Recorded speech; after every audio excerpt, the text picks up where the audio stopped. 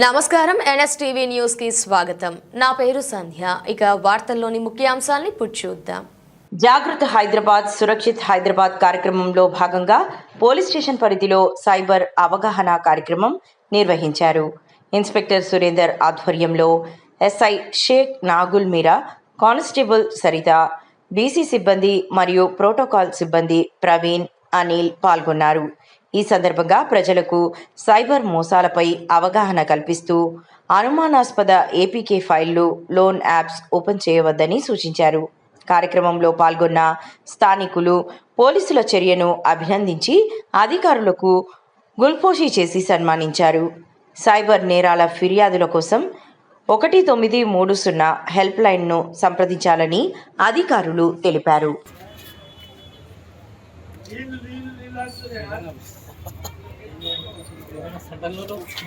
మీ details చెప్పము, మీ వివరాలు ఏదైనా గోప్యంగా ఉంటాయి. చేసి cart and BC3 blue coat వాళ్ళు ఉంటారు. వాళ్ళకి ప్రాణాలకు కానీ అదే బాధ్యత. అవునా కదా? అందరు పోలీస్ స్టేషన్ భయపడుతూ వస్తారా లేదంటే హాయిగా వస్తారా? భయపడుతూ వస్తారు. ఓకే,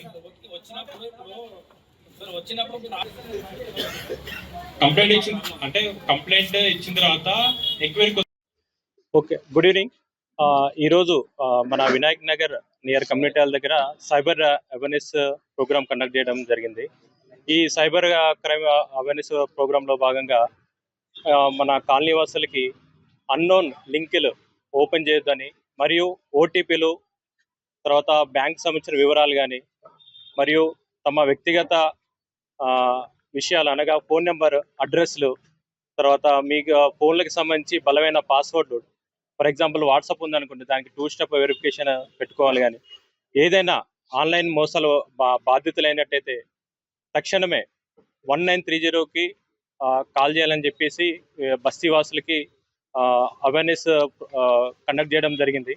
ఈ మన గౌరవనీయులైన సిపి గారి ఆదేశాల మేరకు ప్రతి ఒక్క కాలనీలు కూడా మన బోర్బండ్ లిమిట్స్లో అందరికి కూడా cyber crime awareness programme conduct చేయడం జరుగుతుంది.